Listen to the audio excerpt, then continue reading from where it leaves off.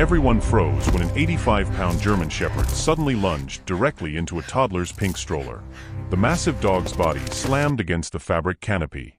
A sippy cup flew through the air, apple juice scattering across the concrete like liquid gold.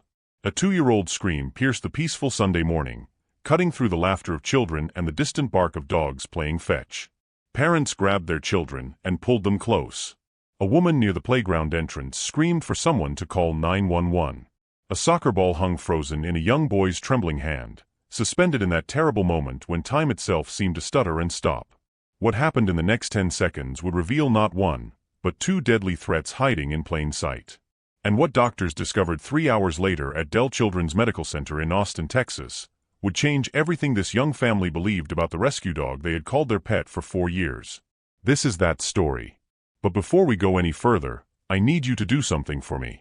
If stories about loyalty, courage, and the unexplainable bonds between animals and humans move your heart, take a moment right now to subscribe to this channel and tap that notification bell. We bring you incredible true stories every single week, and I promise you will not want to miss what comes next. Drop a comment below telling me about your own pet, and if you have ever witnessed them do something you simply could not explain. And if this story touches you the way it touched me when I first heard it, smash that like button to help us share these powerful moments with more people who need to hear them. Now, let me take you back to where it all began. The smell of fresh-cut grass hung heavy over Maple Ridge Park that October morning. The kind of smell that brings families outdoors after months of punishing Texas heat. The kind of morning that promises peace, relaxation, and the simple joy of watching children play beneath ancient oak trees. Jake Mitchell adjusted his sunglasses and smiled at his wife Sarah as she pushed their daughter's stroller down the winding concrete path. The October air carried that rare Texas coolness, the kind that only arrives for a few precious weeks each autumn before the humidity returns. Joggers passed them with friendly nods. Children shrieked with laughter on the distant playground. Somewhere, a father was teaching his son to throw a football, their voices carrying across the perfectly manicured lawn. It was the kind of morning where nothing bad could possibly happen. Lily Mitchell was 2 years old. Blonde curls that caught the morning sunlight like spun gold. A laugh that sounded like wind chimes dancing on a summer porch. She clutched her favorite sippy cup in one tiny hand and pointed at squirrels with the other, her vocabulary limited but her enthusiasm boundless. Her bare feet kicked happily beneath the stroller's canopy, tiny pink toes wiggling in the warm air just inches above the sun-heated concrete path.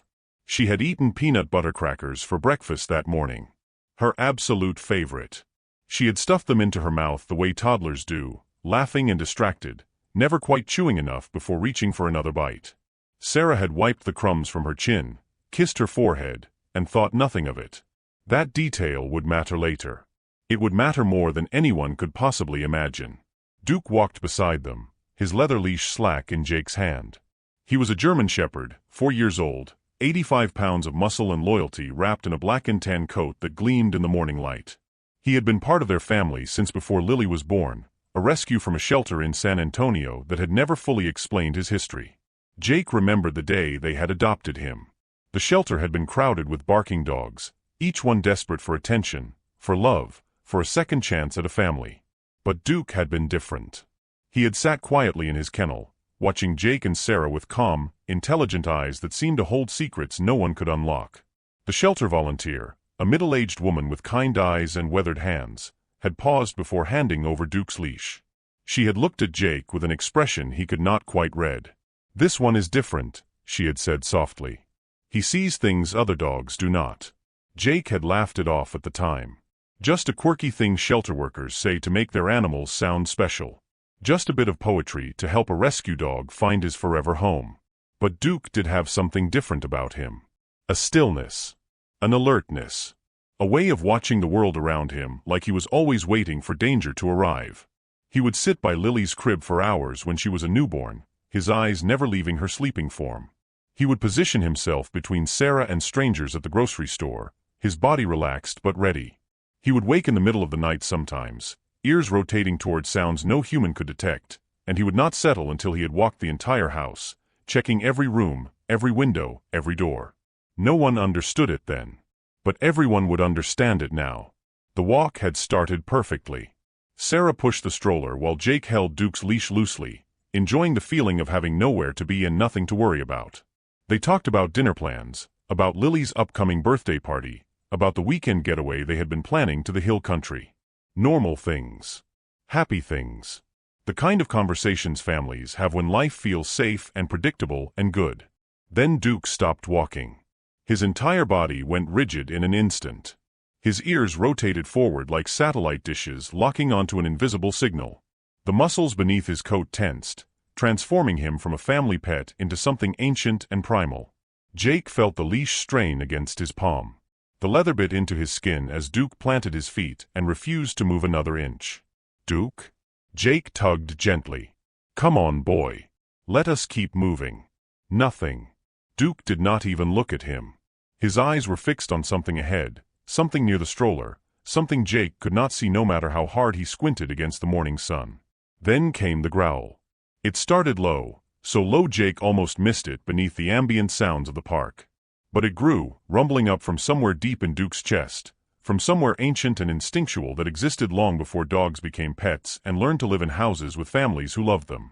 Duke's hackles rose along his spine, a ridge of dark fur standing straight up like a warning flag. His lips pulled back just slightly, revealing teeth that suddenly looked much larger and much sharper than Jake had ever noticed before. Sarah glanced back over her shoulder, her smile fading into confusion, then concern, then something that looked dangerously close to fear. Jake, she said, her voice dropping to barely a whisper. What is wrong with him? Jake shook his head. He had no answer. In 4 years of living with Duke, he had never seen the dog act like this. Duke had always been gentle, patient, calm. He let Lily pull his ears and climb on his back and share her snacks with him. He had never growled at a family member. He had never shown even a hint of aggression toward anyone he loved. But now his eyes were locked on the stroller. On Lily. On something near or around or beneath the place where their daughter sat clutching her sippy cup, completely unaware of the tension building around her. Duke, easy. Jake tried to keep his voice calm, tried to project the confidence that dog trainers always talked about.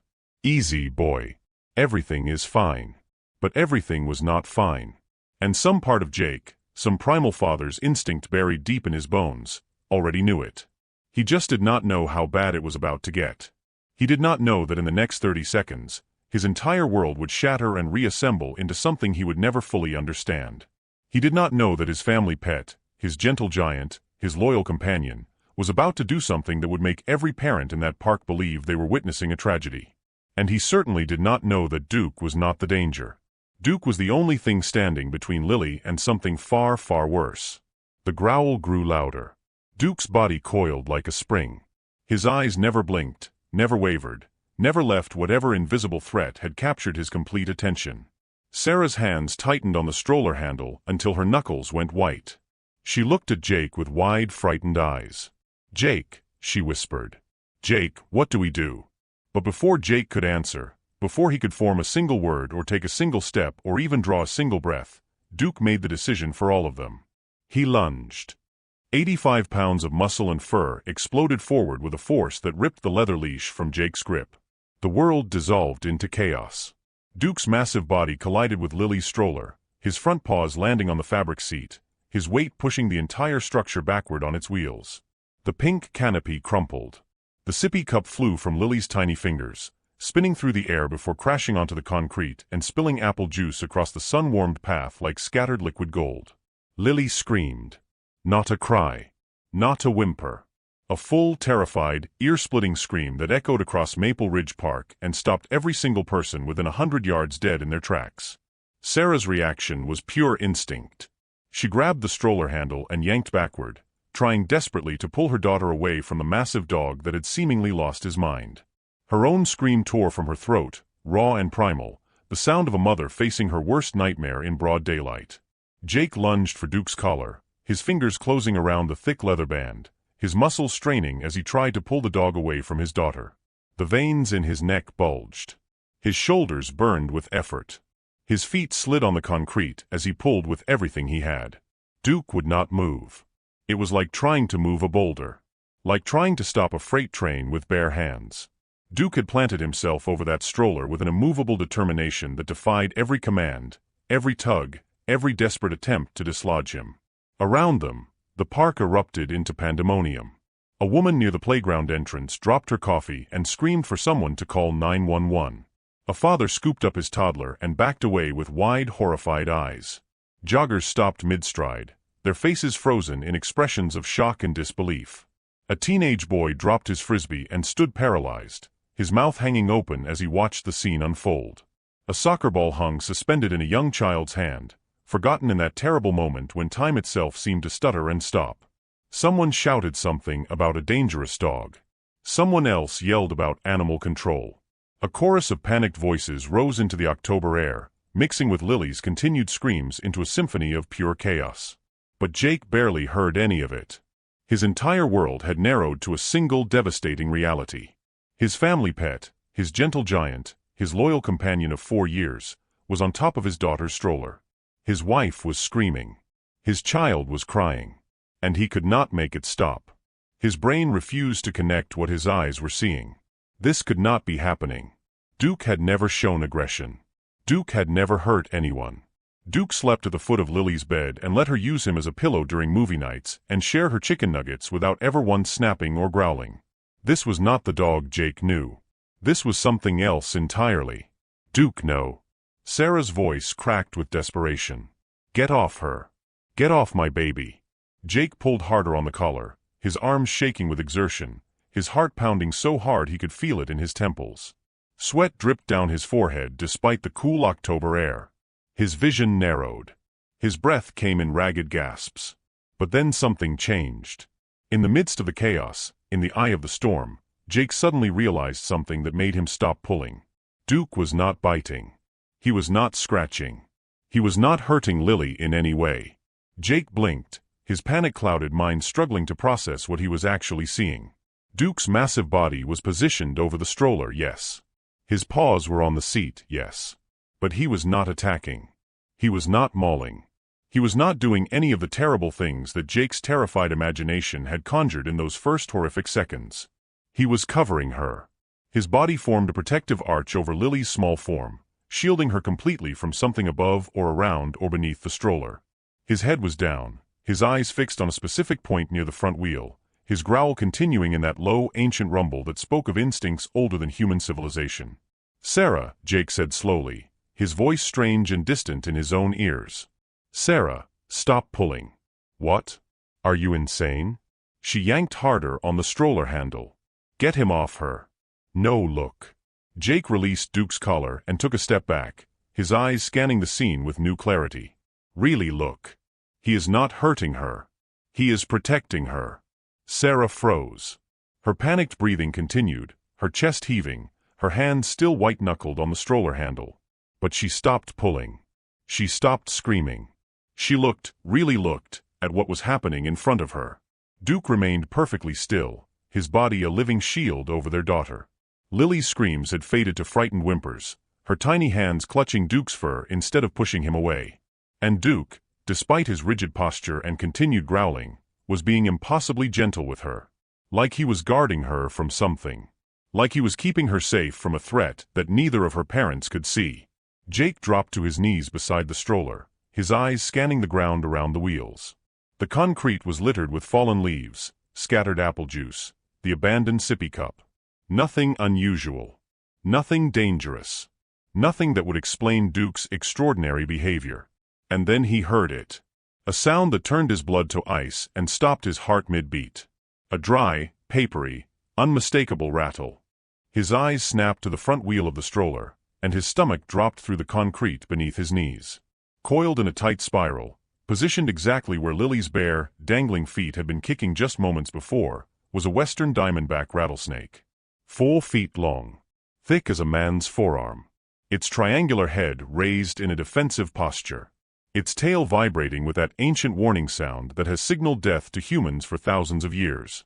The snake had been warming itself on the sun-heated concrete path. Invisible among the scattered leaves and dappled shadows. Perfectly camouflaged until something, stepped too close. Lily's tiny feet had been inches away from kicking it directly in the head. Jake could not breathe. Could not think. Could not do anything but stare at the coiled predator beneath his daughter's stroller and understand, with crystalline clarity, exactly what Duke had done. Their dog had seen the snake before any human eye could spot it. He had lunged not to attack Lily, but to protect her. He had thrown his body between his little human and a venomous predator that could have killed her with a single strike. Duke had saved her life. The realization crashed over Jake like a tidal wave, washing away his fear and replacing it with something else entirely. Oh, gratitude. A trembling, overwhelming love for the animal he had so completely misunderstood just moments before. "Sarah," he whispered, his voice barely audible. "Do not move. There is a rattlesnake under the stroller." Sarah's face went white. Her hands trembled on the stroller handle. Her eyes dropped to the ground, found the coiled serpent, and widened with fresh horror. But she did not scream. She did not run. She stood perfectly still, trusting Jake, trusting Duke, trusting that somehow they would get through this nightmare together. Minutes felt like hours as Jake slowly, carefully, backed away from the stroller.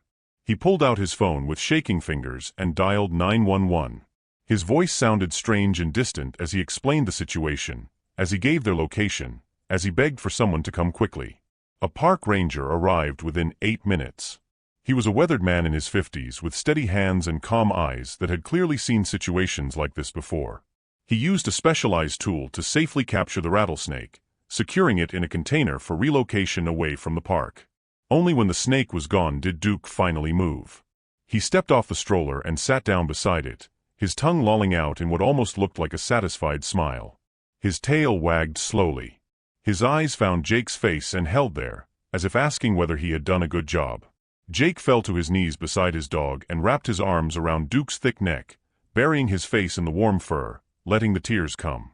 For years he had lived with this animal, and he had never truly understood what he was. Sarah pulled Lily from the stroller and clutched her against her chest, sobbing with relief. The park around them slowly returned to normal, curious onlookers drifting away now that the crisis had passed, the drama of the morning fading into stories that would be told at dinner tables across Austin that night. It was over.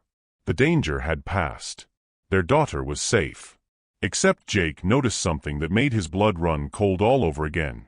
Duke was not relaxing. His body remained tense. His ears stayed alert. His eyes fixed on Lily with an intensity that had not diminished even slightly since the snake had been removed. And his nose kept pressing against her tiny chest. Again and again and again.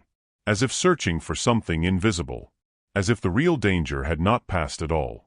The drive to Dell Children's Medical Center took 17 minutes, but it felt like 17 hours.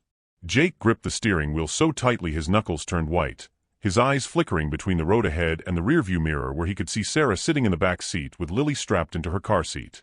Duke sat on the floorboard at Sarah's feet, his massive head resting on the edge of Lily's car seat, his nose still pressing against her tiny chest with that strange, insistent rhythm that had not stopped since the snake was removed. Sarah kept running her fingers through Lily's blonde curls, her voice soft and soothing as she sang nursery rhymes and pointed out passing cars and did everything a mother does to keep her child calm. But Jake could see the fear in her eyes every time their gazes met in the mirror. He could see the questions she was too afraid to ask out loud. Why was Duke still acting strange? What did their dog know that they did not? The snake was gone. The danger had passed. Lily had been examined at the park by the ranger and 2 concerned nurses who happened to be jogging nearby. Everyone agreed she was fine. Not a scratch. Not a mark. Not even a hint of trauma beyond the initial fright of having a large dog suddenly jump into her stroller. She was fine. But Duke did not seem to believe that. And somewhere deep in Jake's gut, in that primal place where fathers keep their darkest fears, he did not believe it either. The emergency room at Dell Children's Medical Center was quiet that Sunday afternoon. The fluorescent lights hummed overhead with that sterile institutional buzz that always made Jake uncomfortable. The smell of antiseptic hung in the recycled air, mixing with a faint scent of coffee from a nearby nurse's station. A children's cartoon played silently on a mounted television in the corner, colorful characters dancing across the screen for an audience of empty plastic chairs. Jake carried Lily through the automatic doors while Sarah handled the paperwork at the front desk. Duke had been left in the car with the windows cracked, but Jake could still hear his anxious barking echoing across the parking lot, could still feel those intelligent eyes watching them disappear into the building. The triage nurse was a young woman with kind eyes and a gentle smile. She took Lily's vitals with practiced efficiency, checking her temperature, her heart rate, her oxygen levels, all while making silly faces that coaxed reluctant giggles from the toddler's lips. Everything looked normal. The pediatrician on duty was Dr. Rebecca Martinez, a woman in her early 40s with silver-streaked hair pulled back in a practical ponytail. She had the calm, reassuring presence that all good children's doctors seem to possess, the kind of energy that makes frightened parents feel like everything is going to be okay. She examined Lily thoroughly, checking her eyes, her ears, her throat, her reflexes. She listened to her heart and lungs with a stethoscope that had cartoon butterflies printed on the tubing. She asked Jake and Sarah detailed questions about the incident at the park, about the snake, about Duke's behavior, about everything that had happened that morning. When she finished, she smiled and set down her clipboard. "Well," she said warmly, "I have good news. Your daughter appears to be perfectly healthy. Pink cheeks, clear breathing, normal vitals across the board. Whatever happened at the park, she came through it without any physical harm." Sarah exhaled with relief, her shoulders dropping from where they had been hunched near her ears. She reached for Jake's hand and squeezed it, her eyes glistening with grateful tears. "Thank God," she whispered. "Thank God." But Jake did not feel relieved. He felt the opposite. Because Dr. Martinez's words, meant to comfort and reassure, had done nothing to silence the alarm bells ringing in his head. He kept seeing Duke's face in his mind, kept feeling the weight of his dog's insistent nose pressing against Lily's chest, kept hearing that anxious bark echoing across the parking lot. Duke knew something. Duke had known about the snake before anyone else. He had seen what human eyes had missed. He had acted on instincts that reached beyond normal canine behavior into something almost supernatural. And Duke still was not calm. "Dr. Martinez," Jake said slowly, his voice strange and strained in his own ears. "I know this is going to sound crazy. But our dog, he is still acting like something is wrong with our daughter. He saved her from a rattlesnake today. He saw it before any of us did. And ever since then, he has been pressing his nose against her chest, over and over, like he is trying to tell us something." The doctor's smile flickered slightly. She glanced at Sarah, then back at Jake, her expression shifting from reassurance to polite confusion. "Dogs can be very sensitive to their owner's emotional states," she said carefully. "After a traumatic experience like what you described, it would not be unusual for your pet to exhibit anxious or protective behaviors. I am sure he will calm down once you all get home and settle back into your normal routine." Jake shook his head. "This is different. Duke is not an anxious dog. He is the calmest animal I have ever known. And he is not just acting protective. He is focused on her chest. Specifically her chest. Like there is something there that only he can sense." Sarah placed a hand on Jake's arm. "Honey, maybe the doctor is right.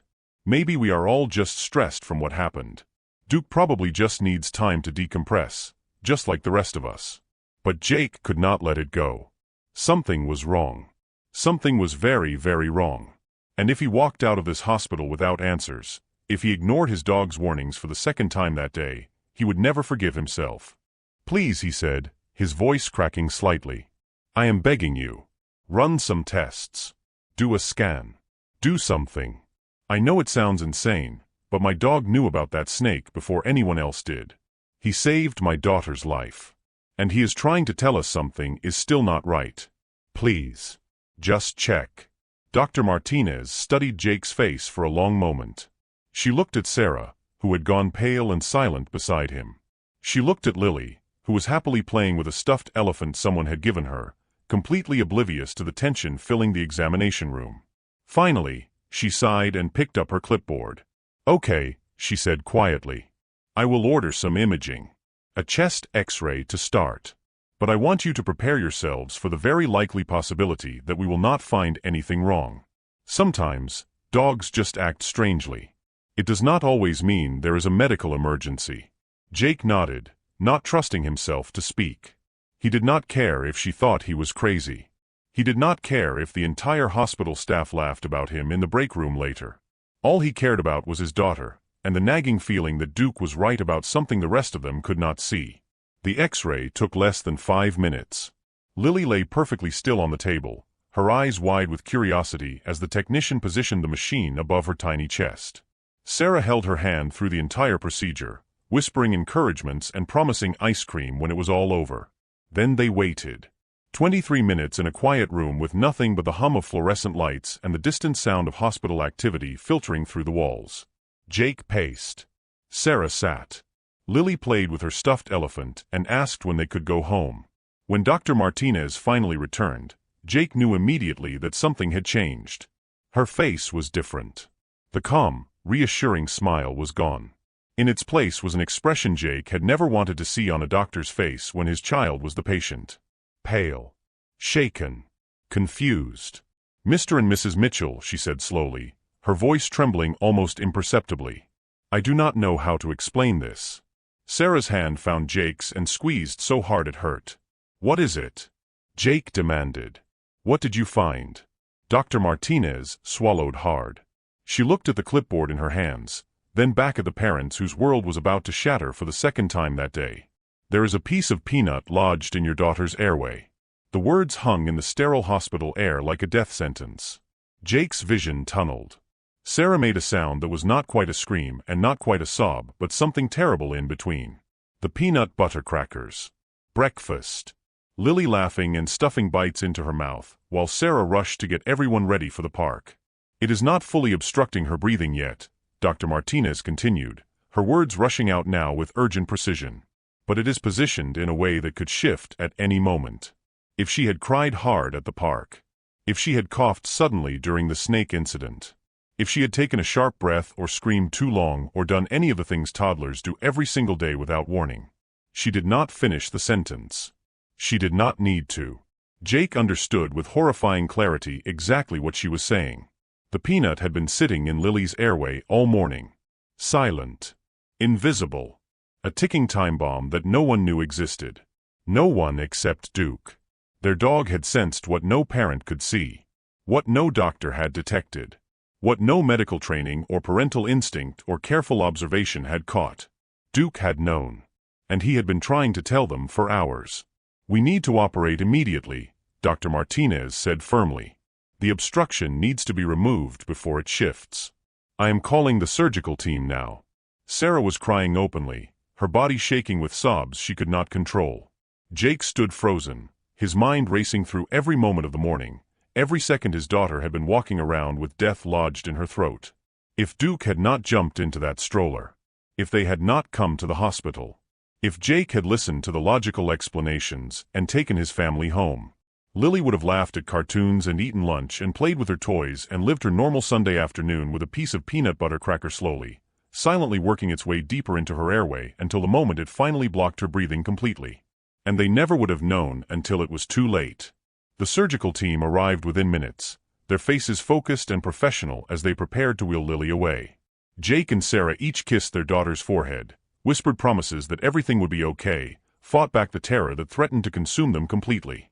As the gurney disappeared through the swinging doors, Jake collapsed into a plastic chair and buried his face in his hands. In the parking lot below, Duke had finally stopped barking. As if he knew, somehow, that his message had finally been received. The surgery took 11 minutes. 11 minutes that felt like 11 lifetimes. 11 minutes of Jake and Sarah sitting in a sterile waiting room, holding hands so tightly their fingers went numb, staring at the swinging doors through which their daughter had disappeared. 11 minutes of silence broken only by the tick of a wall clock and the distant murmur of hospital activity, and the pounding of two parents' hearts beating in terrified unison. Neither of them spoke. There were no words for what they were feeling. No language adequate to describe the guilt, the fear, the desperate bargaining prayers whispered to any power that might be listening. They had almost lost her. Not once, but twice. Two invisible threats on the same Sunday morning, and they had been oblivious to both of them. If not for Duke. If not for an 85-pound German Shepherd rescue with no documented history and eyes that seemed to hold secrets no one could unlock. If not for instincts that reached beyond normal canine behavior into something science could not explain and logic could not quantify. Their daughter would be dead. The thought kept circling through Jake's mind like a vulture, dark and terrible and impossible to escape. He saw Lily's face in his memory. Her blonde curls bouncing as she pointed at squirrels. Her tiny feet kicking beneath the stroller canopy. Her laugh that sounded like wind chimes on a summer porch. All of it nearly silenced forever. By a snake coiled in the shadows. By a piece of peanut butter cracker lodged in her throat. by the ordinary dangers that surround our children every single day, invisible until the moment they become catastrophic. When Dr. Martinez finally pushed through the swinging doors, Jake and Sarah both shot to their feet so quickly they nearly knocked over their plastic chairs. The doctor's face was tired but calm, her silver-streaked hair slightly disheveled beneath her surgical cap, her eyes carrying the satisfied exhaustion of a battle won. "She is going to be just fine," Dr. Martinez said softly. Sarah collapsed against Jake's chest, her body shaking with sobs of relief so powerful they seemed to drain every ounce of strength from her bones. Jake wrapped his arms around his wife and held her, his own tears streaming silently down his cheeks, his heart slowly remembering how to beat normally again. "The peanut fragment was removed without complication," the doctor continued. "Her airway is completely clear now.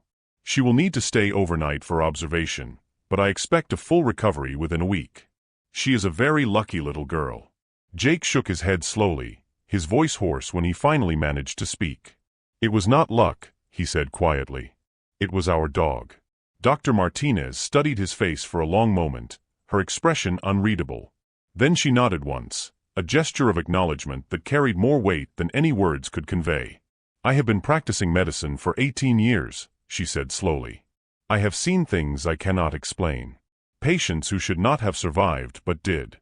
Diagnoses that defied every logical explanation. Moments that made me believe there are forces in this world beyond what we learn in medical school." She paused, choosing her next words carefully. "What your dog did today, sensing a hidden obstruction that showed no external symptoms, that our initial examination completely missed, I do not have an explanation for that. But I do not need one. Your daughter is alive because you trusted your animal's instincts. That is all that matters." She touched Jake's shoulder briefly, a gesture of human connection that bridged the gap between doctor and parent, between professional and person. "You can see her now," she said gently. "She is asking for you."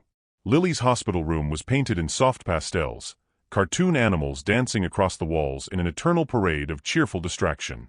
She lay in a bed that seemed comically large for her tiny body, surrounded by beeping monitors and 4 lines and all the intimidating apparatus of modern medicine. But she was smiling. When Jake and Sarah entered the room, she lifted her arms in that universal toddler gesture that means pick me up, hold me close, never let me go. "Mama," she said happily. "Dada. Where Dookie?" Sarah laughed through her tears, a sound of pure joy that filled the sterile room with warmth. "Duke is waiting for you at home, baby girl," she whispered, gathering Lily into her arms and breathing in the scent of her hair, the miracle of her continued existence. "He is going to be so happy to see you." Lily nodded seriously, as if this was the most important information she had received all day. "Dookie is a good boy," she said firmly. "The best boy." Jake could not argue with that. They brought Lily home 3 days later, after observation and follow-up tests and more medical attention than the toddler had ever received in her short life. She was pronounced completely healthy, her airway clear, her vitals perfect, her future bright and unobstructed. Duke was waiting at the front door when they arrived. His tail wagged slowly at first, then faster, then so vigorously his entire hindquarters swayed with emotion. He pressed his nose against Lily's chest one final time, inhaling deeply, reading whatever invisible information had been driving his behavior for the past 72 hours. Then he exhaled, a long satisfied breath that seemed to carry away all the tension and fear and desperate urgency of the previous days. He licked Lily's face, making her giggle, and finally, for the first time since that October morning in Maple Ridge Park, Duke relaxed. His job was done. His little human was safe. From that day forward, the Mitchell family never looked at their dog the same way again. Duke was not just a pet. He was not just a rescue with a mysterious past and calm, intelligent eyes. He was a guardian equipped with senses that reached beyond human understanding. A protector who saw dangers invisible to the people he loved. A hero who had saved their daughter's life twice in a single morning without ever asking for recognition or reward.